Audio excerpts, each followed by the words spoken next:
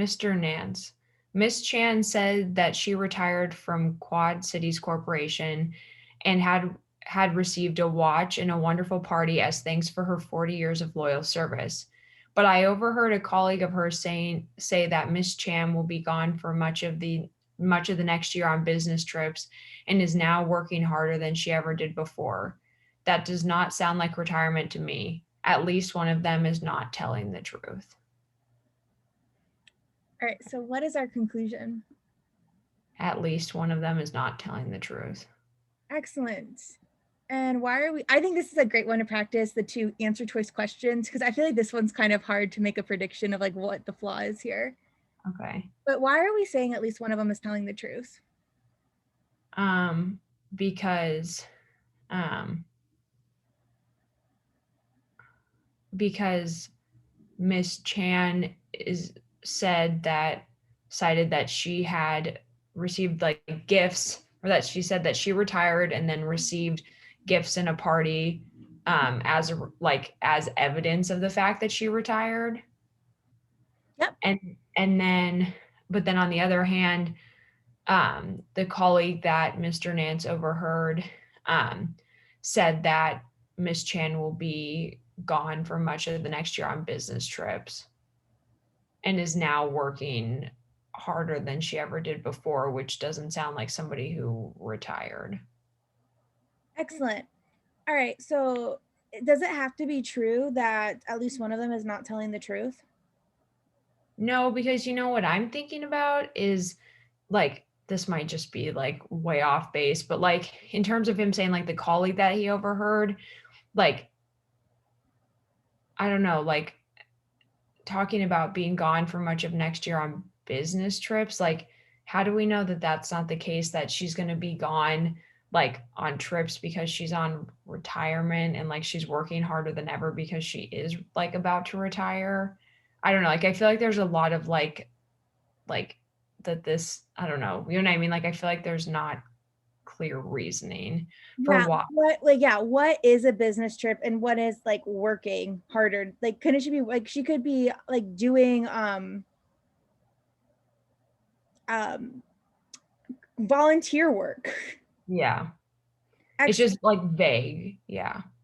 Excellent. All right, so now we're gonna go to a, it's based in part on hearsay. Does that happen? Like, are we basing our conclusion on hearsay? Which I think isn't hearsay. This is like, isn't hearsay just like what someone says? Like you're basing it on what someone says. So I guess A could potentially I be guess it, the. well, I think hearsay. Let me look it up. Information received from other people that one cannot. Oh, that can someone can't substantiate. Like technically, I think this is hearsay. Like it does happen, but I don't think it's a problem because it's just what people said. Mhm. So like our issue isn't that this is what I heard someone say. Mhm. So do you see how this answer is no? Yeah. Okay. What about B? Criticizes Miss Chan rather than the claim she made. No, because this conclusion, like, the argument is not centered around criticizing Yeah. Miss Chan. Like, there says nothing about criticizing her. Excellent. C, draws a conclusion based on equivocal language. I'm kind of thinking I want to keep that All one. right. So what would be our equivocal language? I feel like I don't know the definition of equivocal like I thought I So this did. is actually a flaw type. It's equivalency or something like that. And it's whenever you use a word and it has like 2 different meanings. Or you Oh. use like in one sense it has this meaning and then in another sense it has this meaning. Which I Oh. actually kind of like this one because we're saying that like this doesn't sound like retirement to me and like she's retiring, like they could be like kind of, or like what is working, like Mhm. we don't know, like they could be basing it on like different meanings of those words. Mhm. All right, but let's say like you just left it open and you're like I'm not sure I like that one, let's go on to D. Fails to consider that Miss Chan's colleague may have been deceived by her. I mean, So technically, if we were doing the two questions, does this happen? Do we fail to consider that the colleague could have been deceived? I mean, we Technically, yes, because like we don't consider it. But does it matter at all that Ms. Chan, like that we didn't consider it?